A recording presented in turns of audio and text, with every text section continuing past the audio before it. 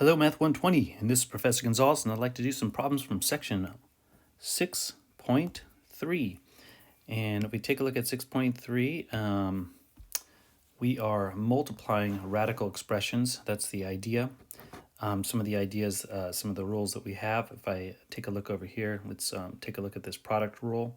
Basically says that if you have the square root or nth root of, let's do it this way, the nth root of a times the nth root of b, that is going to equal the nth root of a times b. And this product rule can be used in either direction of multiplying radicals that have the same root index n, or breaking them apart. Okay. So there's different techniques in simplifying radicals, and so when the radicals and when we have simple ones, people tend to do it a certain way, and then as they get more complicated, there's another way to do it. So just know there's multiple ways of simplifying them. It's basically organizing. So let's jump into this and see what we get here.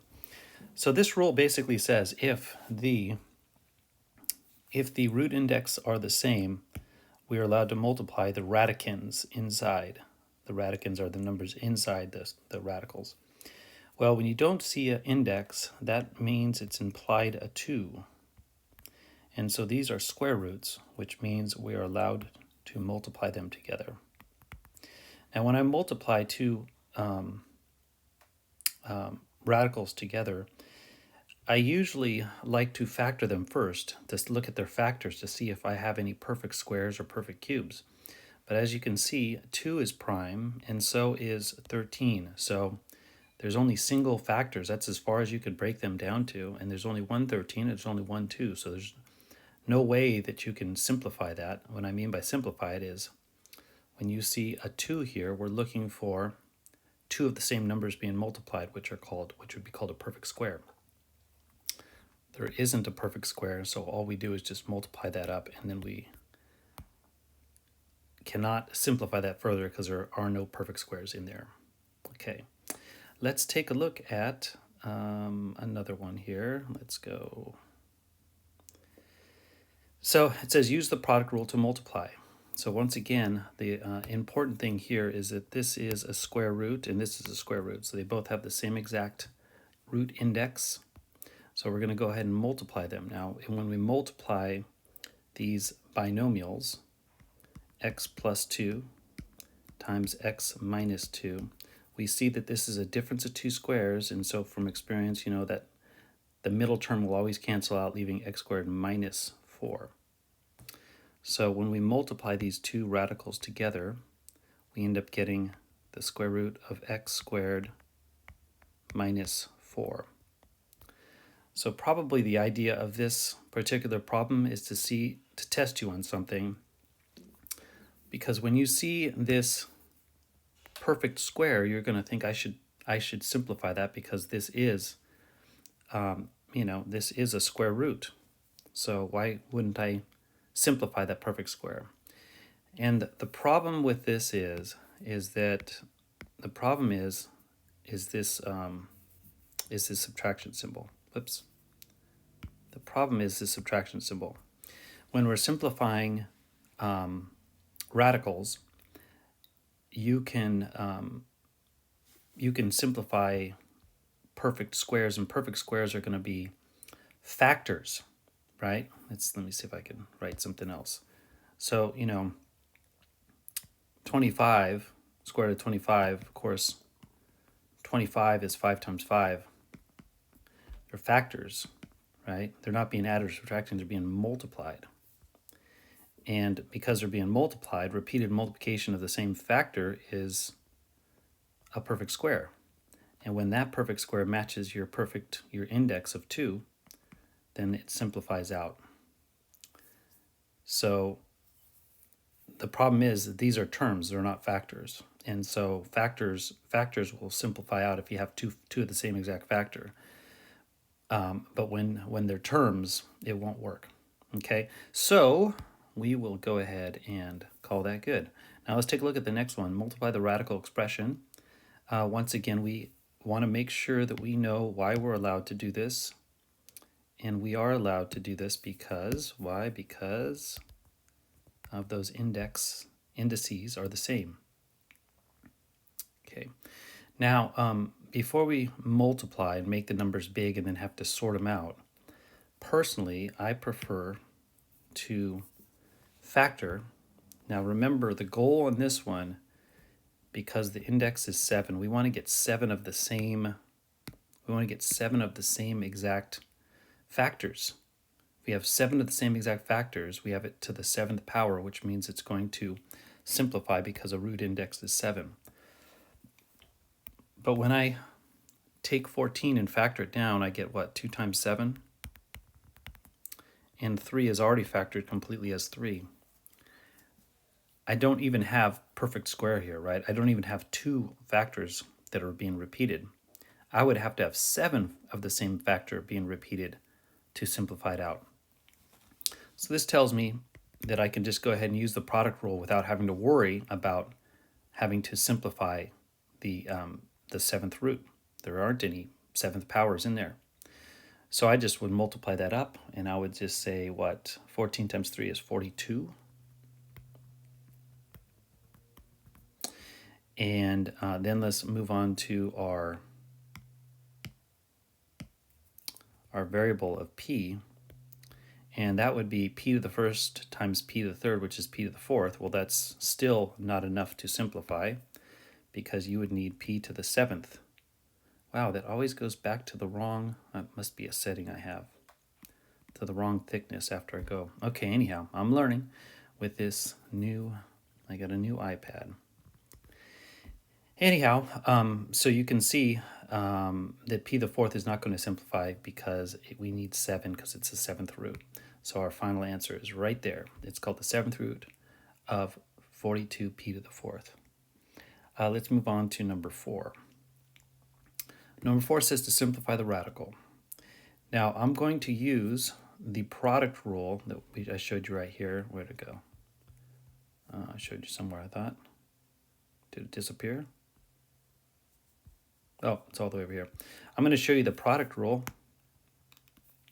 except we're going to go in a backwards fashion to simplify this radical.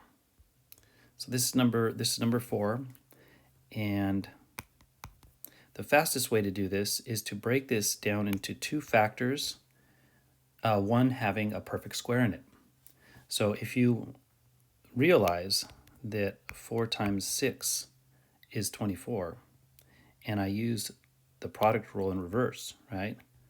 Square root of 4 times square root of 6. And then I just ask the question, what is the square root of 4? Well, that's 2. So we just simplified the square root of 24. So let me kind of review that again, because some students feel that there isn't a way to simplify square root of 24 because it's not a perfect square. It's not a perfect square. It's not a perfect square like the square root of 36 is 6. The square root of 81 is 9. It's not a perfect square, and that's true. But the point is, it has a perfect square in it, right? 4, right? And so any perfect square factor inside that number, it has a perfect square factor inside that number, must be simplified out. And that perfect square factor of 4 simplified out as 2. And so you must simplify that out. This is the technique of simplifying radical expressions that would be used, and used more, I would say, like in beginning algebra. And it's fine to use it with a problem like this. It's fairly simple. But when the problems get more complicated, we tend to write it in a slightly different form. Let me show you how to do that in a more complicated. It's harder to do, but it actually is more powerful when you have a harder problem. So we tend to write it like this. So you have square root of 24.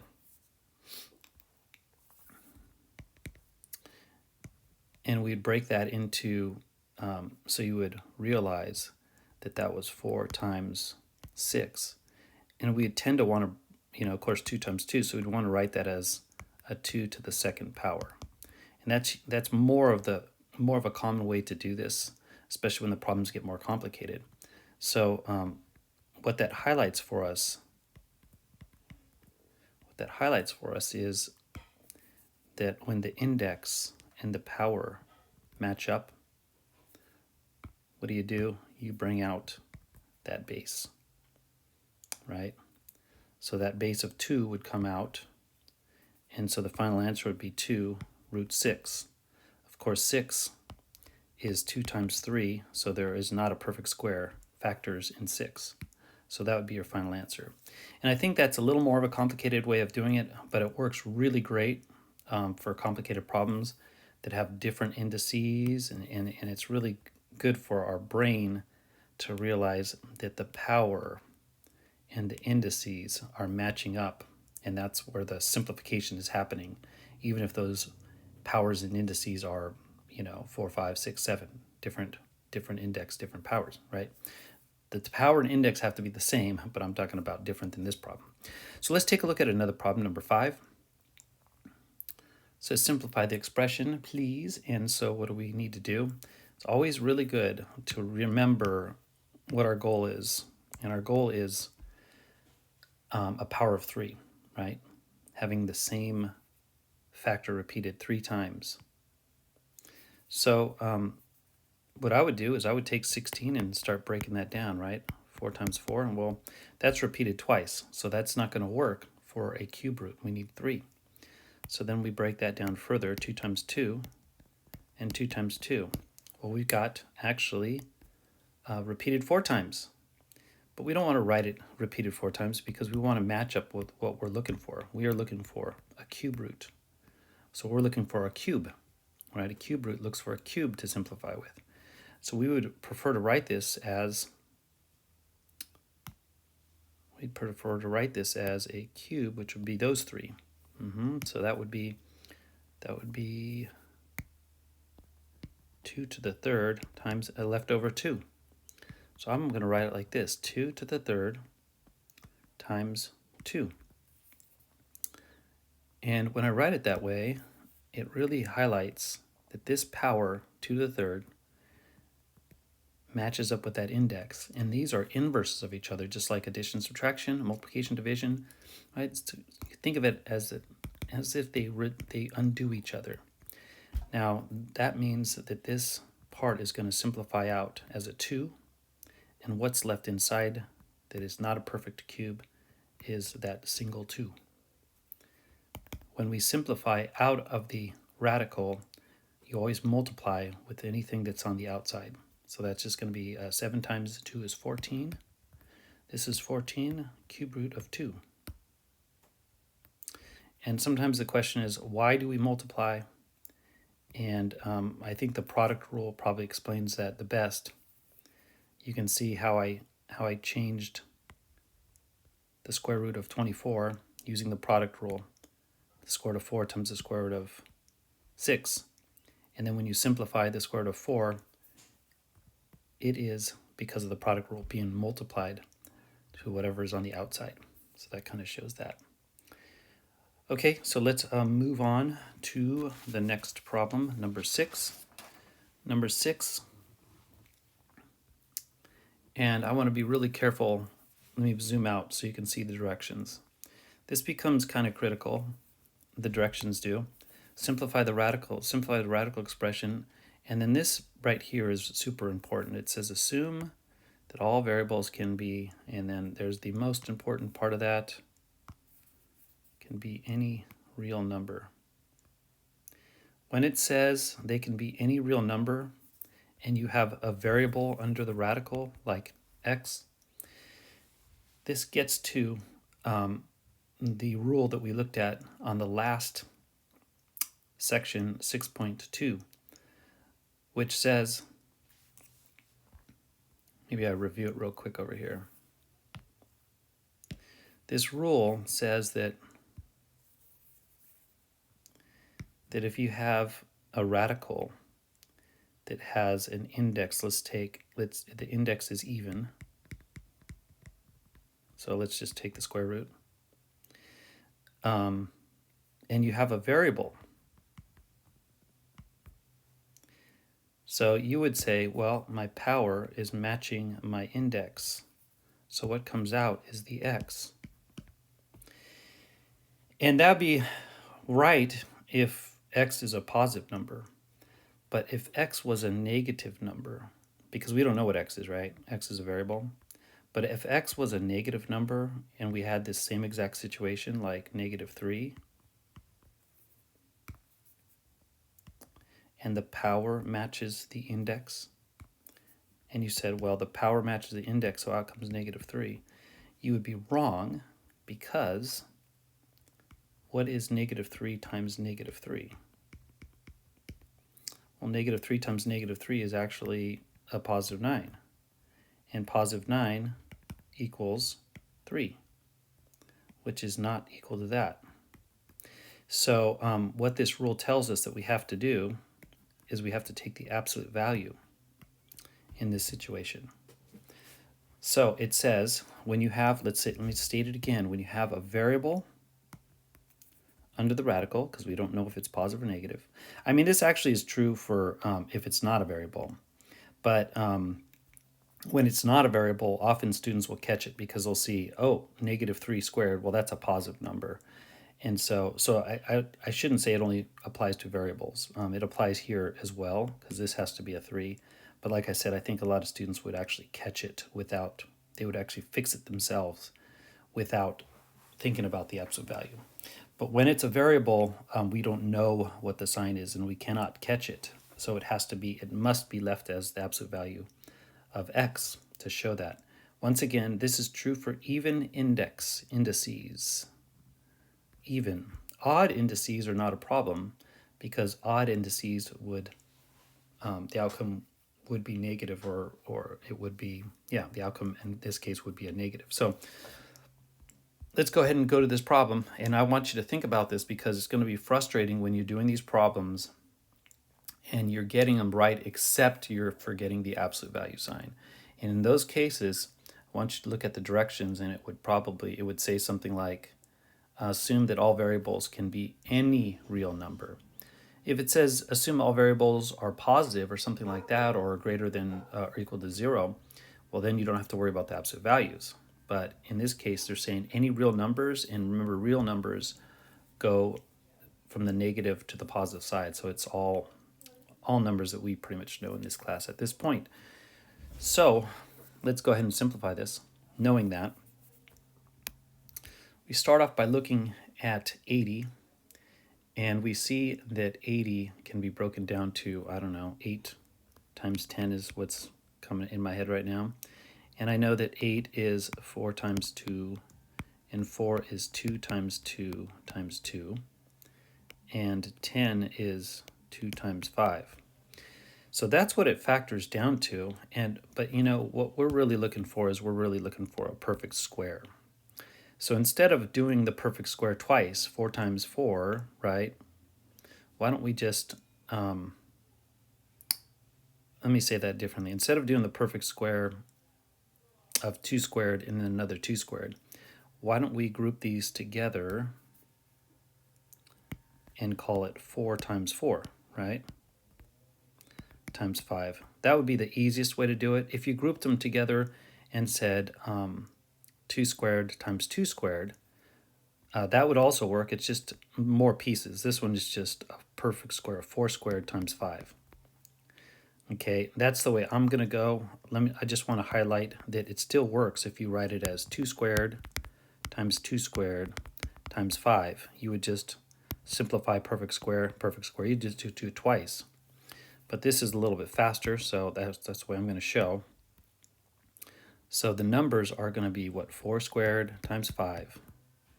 And by the way, what I like to do to highlight, to remember what I'm going to take out, what is a perfect square, I like to put a parenthesis around it. That kind of just reminds me that is packaged. Look at the x. That is packaged as a perfect square, which is going to match with my index. And so that helps me to remember when things get complicated, that the power matches the index, so out comes a 4. The power matches the index, so out comes an x. And what is left inside is the square root of 5. Now, because all variables can be any real number, we have to put an absolute value sign around that. Okay, so let's move on here to the next one. And this next one says, please simplify the radical expression. When we take a look at 12, now remember, we always want to know what is our target. Our target is the fourth power, right? Repeated multiplication of the same factor 4 times. And when I simplify this down, I get what, 4 times 3? I get 2 times 2 times 3 as a prime factorization. I only have a perfect square of 2 times 2. I do not have a fourth power. That means that this cannot be simplified. The expression cannot be simplified because there aren't any powers of 4 that would come out. They would simplify out of the radical. Let's go ahead and take a look at simplifying the expression when we have a quotient with radicals. And the mistake here is to think that we can simplify that, right? 6 divided by 3 is 2. Remember, we cannot reduce or simplify fractions when they're terms. What makes a term is addition or subtraction. We can only simplify fractions when they have factors. Okay. Now, some books would encourage this to break it down like this. And that is a legal way to do it. I didn't say illegal, legal. That is a way that works. Usually, the further you go in math, people will do it this way. Let me get rid of that too. Usually, it'll be done this way. Like I said, that other way I just showed, breaking them to individual factors over 3 does work. But remember how we reduced rational expressions before? It was factor them completely and then reduce them. Well, if you factor out what a third, well, we better simplify first the square of 18. Let's do that. We got this guy, and before we really do anything, we need to simplify that. So let's take the square root of 18. And remember, is there a perfect square in there? And I would say 9 times 2. Yeah, that looks like a perfect square to me, right? So 9 is 3 squared times the square root of 2, right? So our power is matching our index. When that happens, out comes a 3. So 18 is equal to 3 root 2.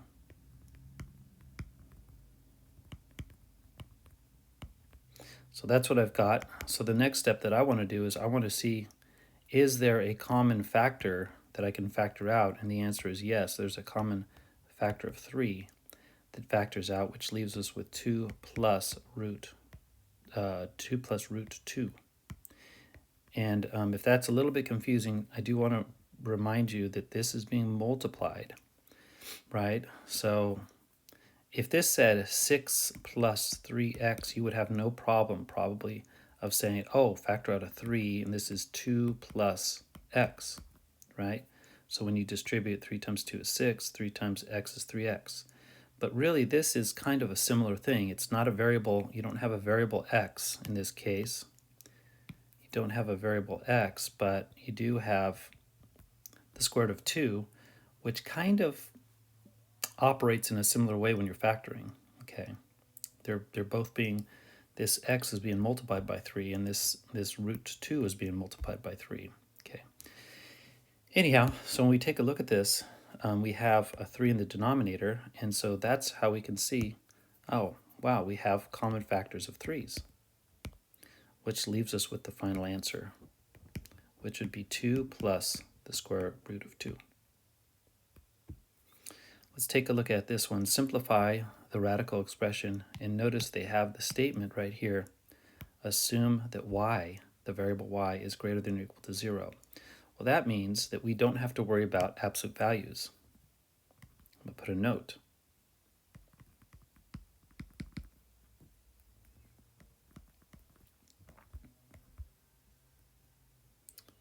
Hopefully that looks like absolute value, not like 11 or something. Maybe I got to fix that. Don't use absolute value, because we have y is greater than or equal to 0. We don't have negative issues. Okay, so on this one, it's always good to know what the root index is. And the root index, when you don't show it, is a 2. So, let's see. So anyhow, we need to look at, we need to break this down into perfect squares. So what I like to do is just to factor here, right? So what, 9 times 3? Well, 9 is a perfect square, right? Isn't that 3 squared? So I got a perfect square. I got this leftover 3 that's not a perfect square. And then those y's, I need to put them in perfect squares, right? I need to put them in perfect squares. I got y to the 12th. So y to the 6th. Remember, when you have a power raised to a power, you multiply. 6 times 2 is 12. So this is another way of writing it. And really what it's doing for us is it is grouping them into perfect squares because my index is a square root. So now I've got 3. I like to put parentheses around the ones that are perfect squares because I know they're going to simplify out. 3 is not. However, y to the 6th raised to the square, second, is going to give me y to the 12th. And so that is put as a perfect square, right? So the power matches index. Out comes a 3. Power matches index. Out comes that base of y to the 6th. And there we have left over that lonely 3 cannot come out, stays inside the radical. Let's see, and why is this not working? There we go. And there's my final answer. That final answer is, that's what, number 9? It should be 2a square root of, oops, that's number 10.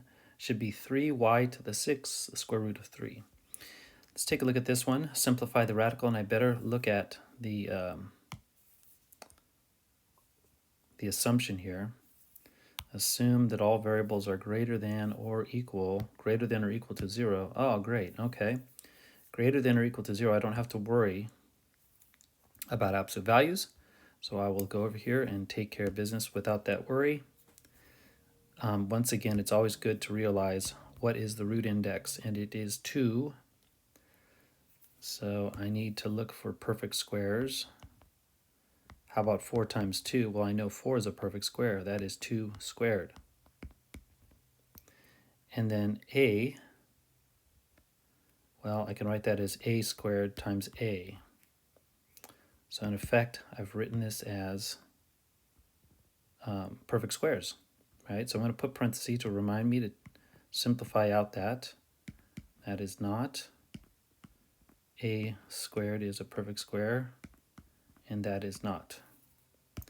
Once again, realizing that the power of 2 matches with the index of 2. So out comes a 2, and the power of 2 and the index of 2, out comes an a. What stays inside are the non-perfect squares, so 2a. And that's the final answer. Simplify the radical. Assume all variables are greater than or equal to 0, which gets me off the hook for worrying about absolute value. Now, it's telling me to look for perfect cubes. So I need to group my factors in cubes. Let's take a look at one. How much space? Oh, I got a lot of space on this one. Oh, no, I don't have that much. Well, it's okay. So let's go ahead and just do it right down here. I'll just kind of put it over this way. So 135 breaks down to 27 times 5. And I'm looking for perfect cubes, and 27 is 9 times 3, which is 3 times 3 times 3. So this is a perfect cube. Don't forget that you still had a factor of 5.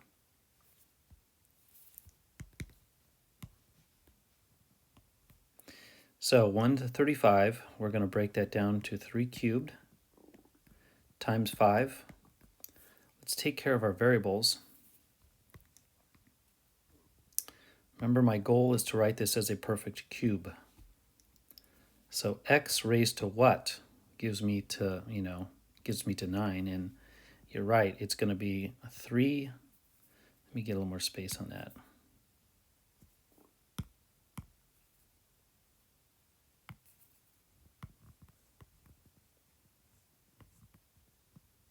So it's going to be x. So 3 times 3 is 9, so that matches up. Let's take care of the y. Once again, we're looking for perfect cubes. I've got y to the 7th. If I say y to the 2nd, 2 times 3 gives me 6, and I've got 1 left over, so that's the y. So really what I've done is I've grouped this in perfect cubes, and any perfect cube then comes out. 3 comes out. Perfect cube. X cube comes out. Perfect cube. Y squared comes out. What's left inside are the non-perfect cubes. Non-perfect cubes like 5 and y. And I've simplified all perfect cubes. I get 3x squared 3x cubed y squared square root of 5y. Number 12, assume all variables are greater than or equal to 0. Once again, assume all variables are greater than or equal to 0. We're off the hook. We don't have to worry about absolute values because once again, the variables are greater than or equal to 0. We don't have any negative variables here. So, always important to realize your goal, and we're looking for fourth powers. 81 factors down to 9 times 9, and 9 and 9 factors down to 3 times 3. And that is a beautiful 3 to the 4th power. So we're in good shape here already with our numbers. 81 is actually a perfect 4th power. Now let's see if we can really just organize our a to the 4th. Okay, well, power to power, we're multiplying. So basically, what times 4 gets me to 7, and nothing perfectly gets to 7. But really just a 1. So if it's a 1, you don't have to put it in. So we have a to the 4th.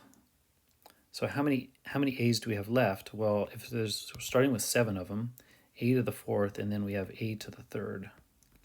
And that power of 3 doesn't have 4 factors repeating a, right? So that has to stay inside. Next up, I need to put a 4th power, and I need to take care of b to the 9th.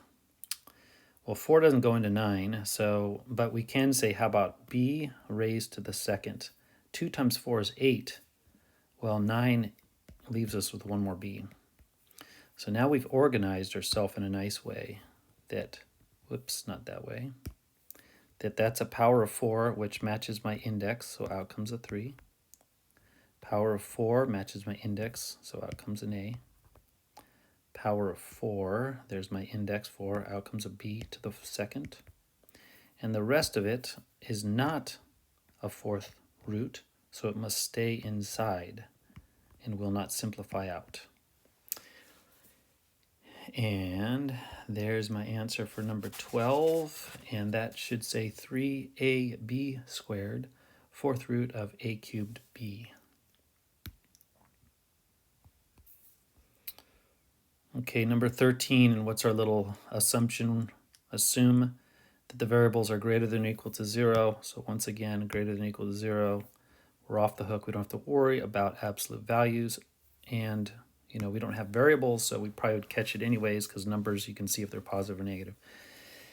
But anyhow, you can multiply that up and get 320 and then try to break it down. I don't like to do it that way, because these numbers are already factors, right? 10 times 32 is 320. Well, they're already factors. I mean, to me, it's a kind of a waste of time to multiply it and then try to break it down. Why don't I just break it down when they're already factors? So that's how I go about it. So I start factoring right here, and I know 10 is what, 5 times 2. And by the way, once again, you always want to remember, what is your goal? You know, first, well, I guess first and foremost, you have to make sure that these two indices are the same. Otherwise, we can't multiply them, and they are the same. They are square roots. And then second of all, when you want to simplify them, because we're gonna multiply them and simplify them. I like to try to simplify them before I multiply them, or at least get it organized, because the factors are smaller and easier to look at, in my opinion. Okay, so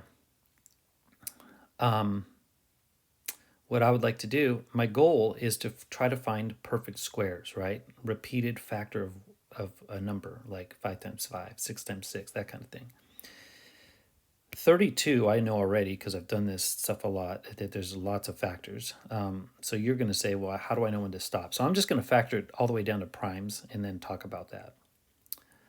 So 32 is what? I don't know, 2 times 16? Or you could use whatever you want, right? That multiplies to 32, right? What else does? 8 times 4, you know, so you got these different options. Let's just go 2 times 16, and 16 is 2 times 8, right? 8 is 2 times 4, and 4 is 2 times 2. So in the end, I don't have a lot of space here. In the end, I'm going to repeat what I have right here over here. So in the end, I had from 10, I had 5 times 2. And from 32, I had 1, 2, 3, 4, 5 twos. 1, 2, 3, 4, 5. 1, 2, 3, 4, 5. Just make sure. Okay. And then I have another 2 from the 10, right? So I've got 6 twos. Now you can group those 2 squared, 2 squared, 2 squared, and just take them out individually that way. And that does work. Or you can realize, what can you realize? You can realize that, let me use another color, that you have 3 twos. But what the heck happened there? Undo that. That you have, so we're looking for perfect squares. Now this doesn't look like a perfect square when I'm doing this, because I'm grabbing 3 of them, but I have a match of 3 of them. So what's 2 times 2 times 2, which is 8? 2 times 2 times 2 is 8. So 8 is the perfect square I'm looking for here. So really this breaks down or factors down to 5 times 8 squared. That is going to give us the biggest perfect square in there, which usually makes it, makes us work the problem in the fastest possible way, because we have an 8, which is our perfect square, that is factored, that is simplified out. So we say, okay, let's see, the power is 2, the index is 2, and in that case, out comes the perfect square of 8. What's left inside the non-perfect square of 5? And you're done. But you might say, well, that stuff you just did in green just blew me away. I don't get it. Well, if I'm doing this, what I did up here really is useful when the problems are just complicated with, like, variable A, B, C and X, and, and having higher powers and stuff like that. This one doesn't really have, it just has a bunch of little factors. So technically, you could have done it this way, but it's just like I said, when you have higher powers, it's too much of a pain. But you could have just wrote down your factors, right? The factors, when you multiplied 10 times 320, and you prime factor 320. So let me go through those steps then. Get rid of that for a second.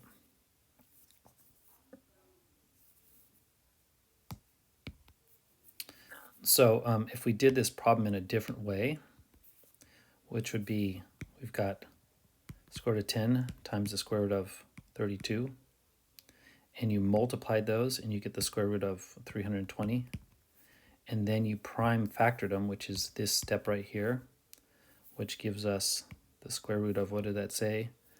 5 times 1, 2, 3, 4, 5, 6 twos. 2, 3, 4, 5, 6. 1, 2, 3, 4, 5, 6. Okay, so that's just the prime factorization of 320. And then remembering that this is a square root, and what do square roots do? It looks for repeated repeated a multiplication of the same factor, which means it's a perfect square. And so you'd say, okay, there's a perfect square, 2. There's a perfect square, 2. There's a perfect square, 2.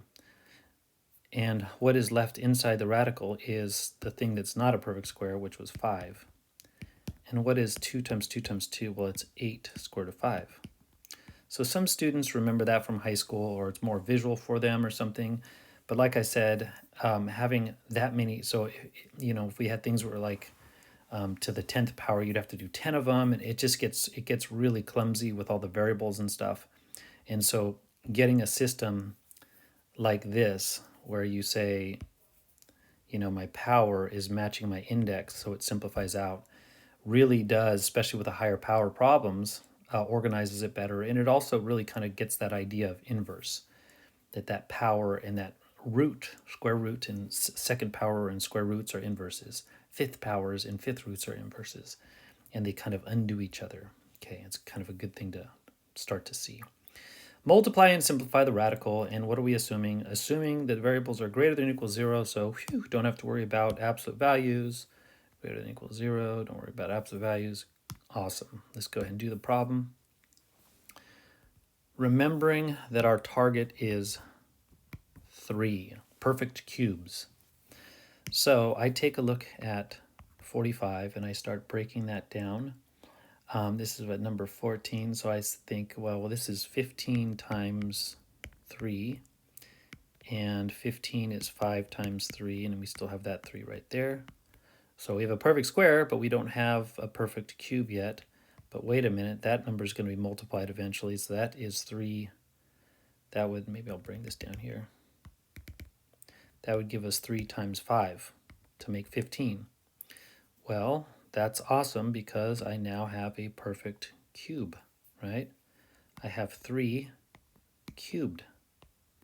I also have 5 squared, but that I need to have a cube to simplify out, so that has to stay inside. So let's go ahead and write that. When I multiply this together, I'm going to have the cube root of this big old nasty, let's see, 3 cubed times 5 squared. That's not going anywhere. You could even write that if you want to make sure you don't, try to pull that out because you see a perfect square and you can't help it. You write 25. Well, 25 makes you want to simplify radicals also because you're thinking of square root of 25. But this is a cube root, and 25 is not a perfect cube. It's a perfect square, so don't get suckered into that. Now, let's also look at our variable a. Let me use another color like blue. And there we have a to the second, and we have a to the fourth. Well, I'm going to put a little highlight right there saying, well, a to the second times a to the fourth is a to the sixth, right? You're adding, when you're multiplying variables with the same base, you add the exponent. And remember, our goal is to write this as a perfect cube. Can I do that? And the answer is yes. A to the second, 2 times 3 is 6. So if I write this as a to the second raised to the 6, oops, I just messed up, raised to the third. 2 times 3 is 6, and so I still have repeated multiplication of a, 6 of them, right? Okay, well now I'm all organized and ready to go.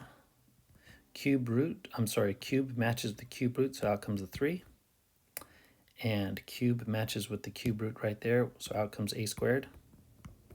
And what's left inside is the, whoops, that didn't work. What's left inside is the cube root of 25. And this was number 14. Number 14, 3a squared times the cube root of 25. It says to please simplify this radical. And this brings us to another rule called the quotient rule. Let me write that over here.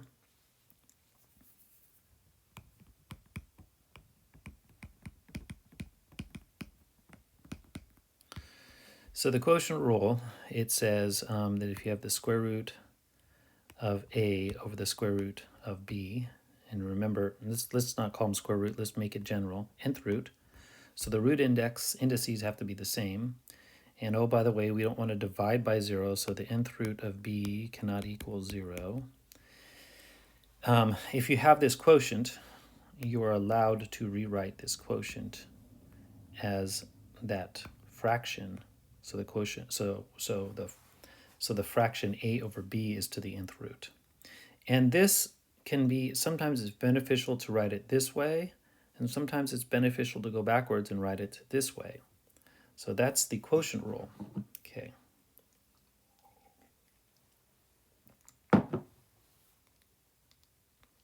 All right, so now let's go over here and take care of this thing. Oh wait, why would we want to write it in, let's say, let's call this version A or 1, and this one's version 2. Well, version 1 is better when A or B are radicals that simplify, right? And version 2 is better when A and B are not radicals that simplify, but radicals, they're fractions, a fraction that simplifies, right? If A over B was something like 15 over 25, you know that those have a common 5s and you can reduce the fraction, so you better write it as a fraction and reduce it.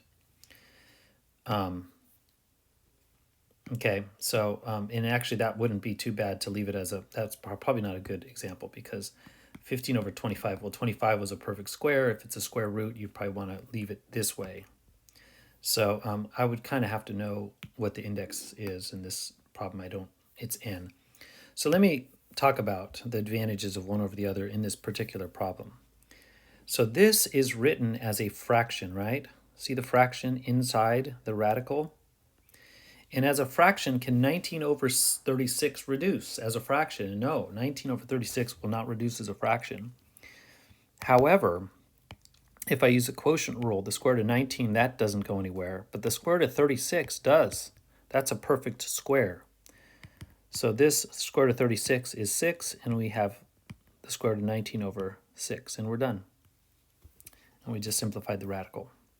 Simplifying the radical basically means one of the unwritten rules, or not unwritten, but implied rules, is we never like to leave a radical in the denominator.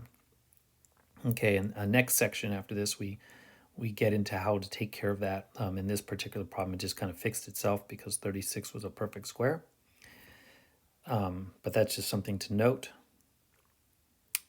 Assume that all variables are greater than or equal to 0. There we go again with our little statement, not having to worry about absolute values. And the fact that this is a cube root is not going to bring that up anyhow. Remember, when it's odd, we don't have to worry about absolute values, but they also gave us a statement, which meant we didn't have to worry about it either. So the question is, as a fraction, because this is a fraction inside the cube root, as a fraction, can 27 and 8 reduce? And the answer is no. So we use the quotient rule to write it as the cube root of 27p cubed over the cube root of 8. Now the question is, are those perfect cubes, or are there any perfect cubes in there? And yes, there are. We know that 8 is 2 cubed, right? 2 times 2 times 2 is 8. And we also, hopefully you're starting to remember some of these cubes. Maybe it's good to write some of these down. And there's charts online that shows all perfect cubes, all, things like that. But 27 is also a perfect cube. That's 3 to the third is 27. So that's a perfect cube. And p is obviously a perfect cube, p to the third. So we have a bunch of nice perfect cubes, which means we're going to have some simplification here. Power of 3 and index of 3 means out comes that base of 3. Power of 3 and index of 3, out comes the base. And power of 3 and index of 3, out comes the base. And we're done. Answer is 3p over 2. And the next problem is number 17. Number 17. There we go again, assuming all the variables. Assume all variables are greater than or equal to 0. Yay! Don't worry about absolute values. So, question, can you reduce as a fraction 13 over 16? And the answer is no. So let's use the quotient rule and see if we have any perfect fourth powers in here. We've got 13, that's definitely a prime and it will not factor down to anything other than 1 times 13. Now x to the fourth is definitely a perfect fourth power. I'm going to put it in parentheses. And also, if you remember 16, right? 4 times 4, 2 times 2, 2 times 2, that's 2 to the fourth. So we're really happy to see that that's also a perfect fourth power. So then what simplifies out?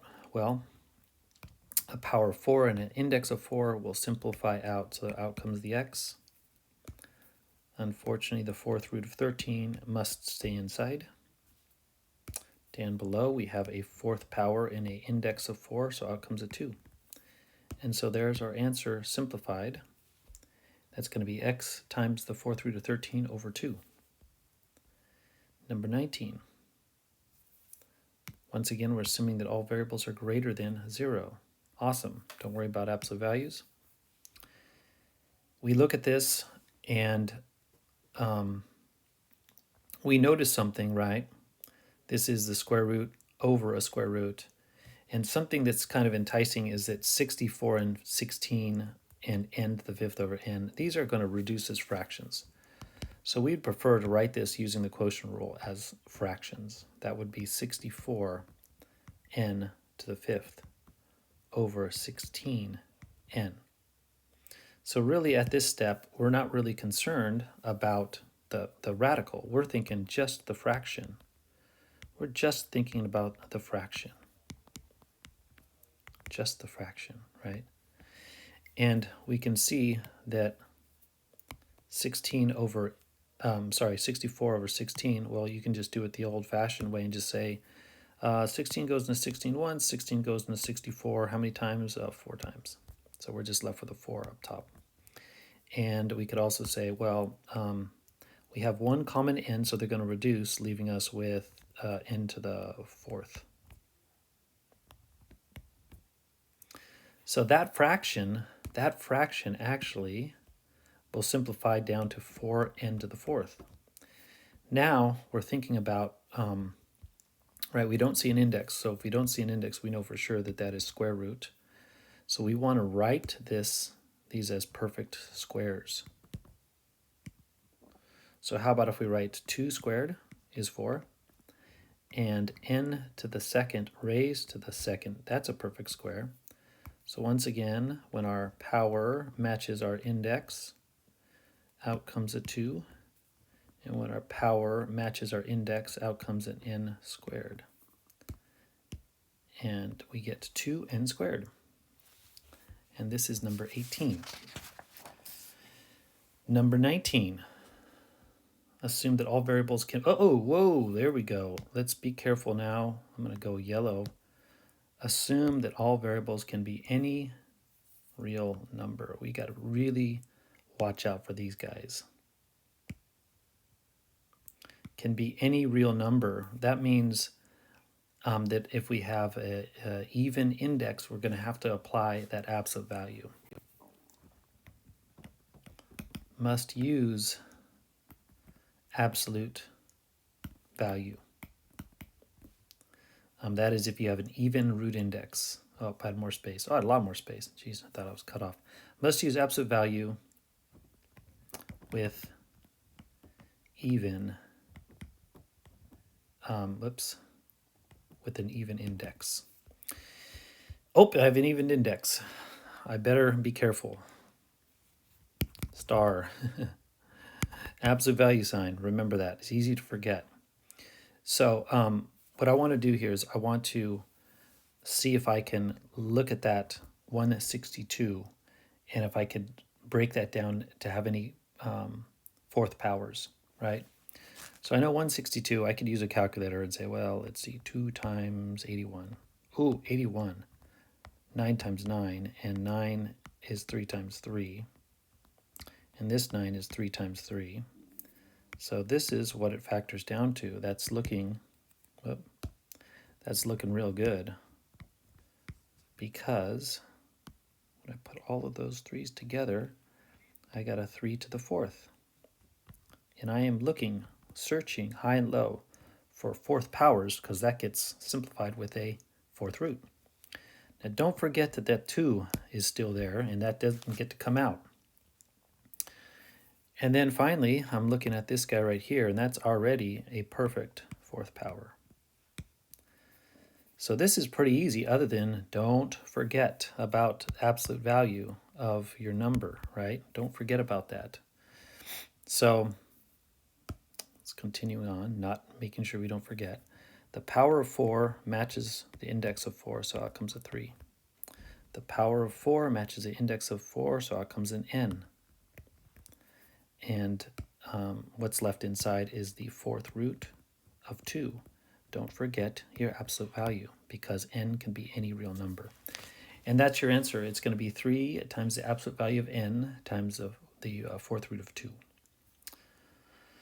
Okay, so you might actually put that in as just 3n fourth root of 2, and then it'll say you're wrong, but it does give you an error message saying, oh, remember about the even index in absolute value. So it does give you a little clue, and then you can go ahead and fix that.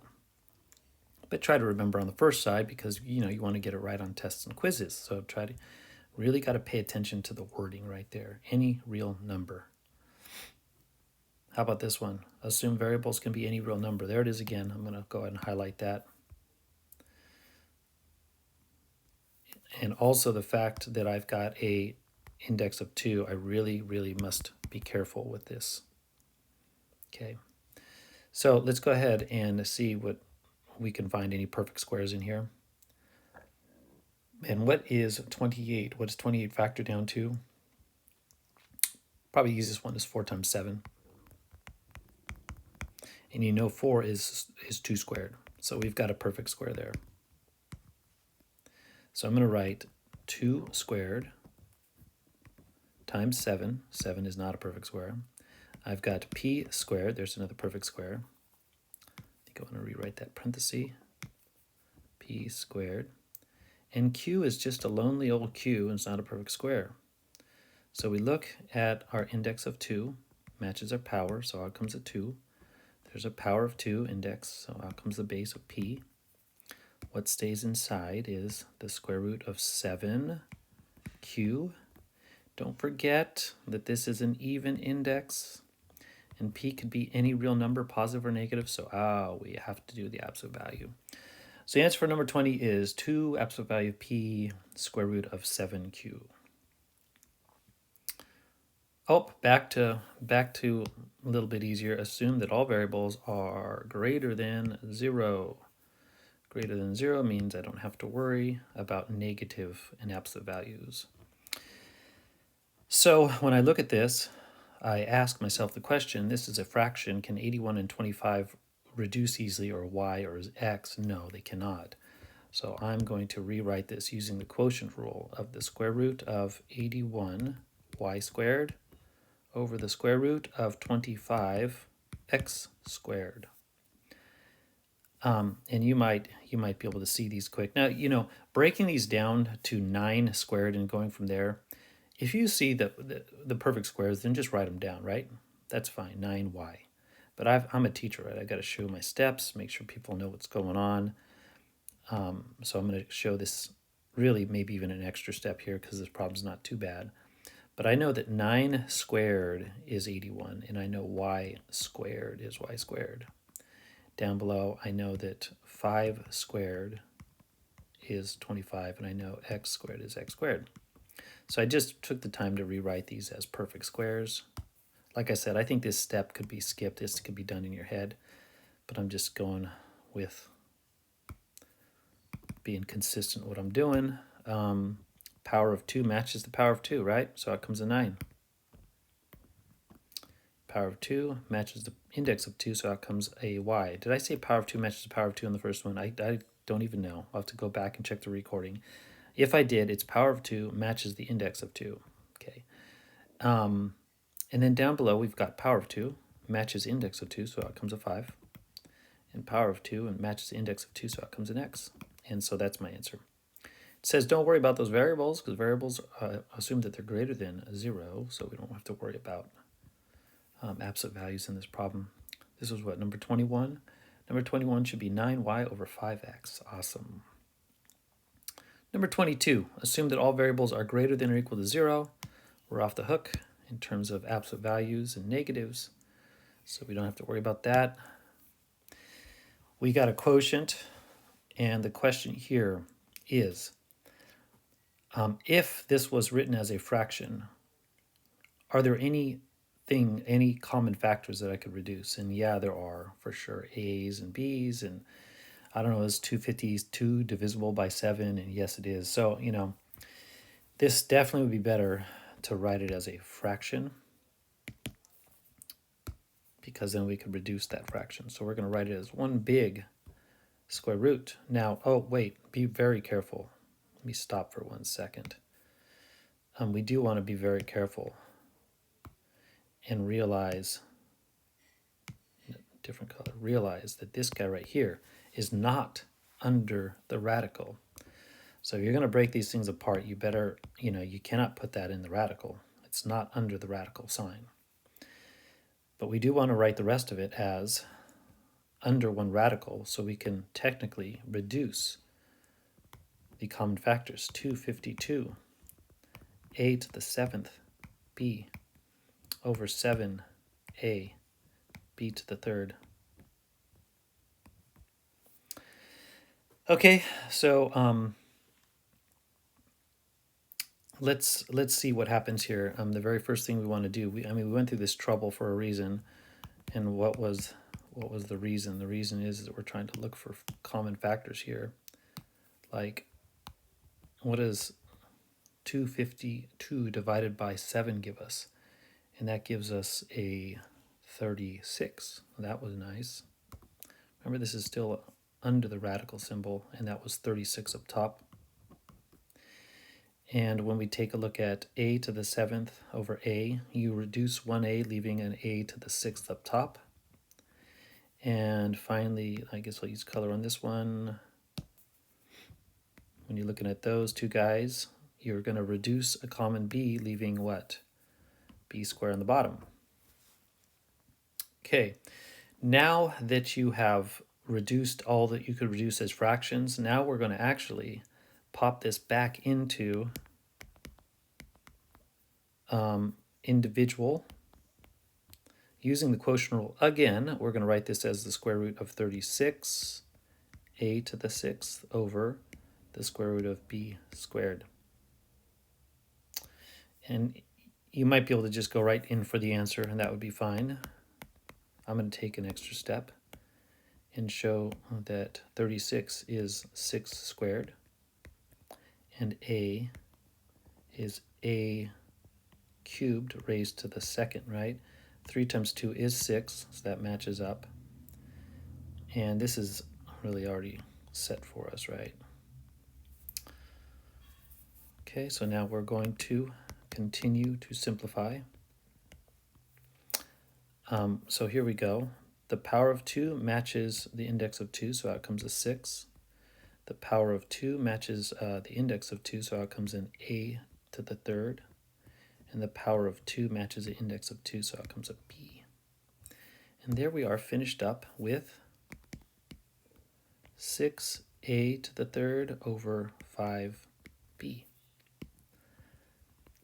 And I think that's it, right? 6a to the 3rd over 5b. Was that the last problem? Yay, we made it to the end. Let me zoom out so I can see where I'm at. This won't zoom. There we go. And that's it. So we finished up, and I hope that helped out, and we'll make another one of these for you real soon. Take care. Bye.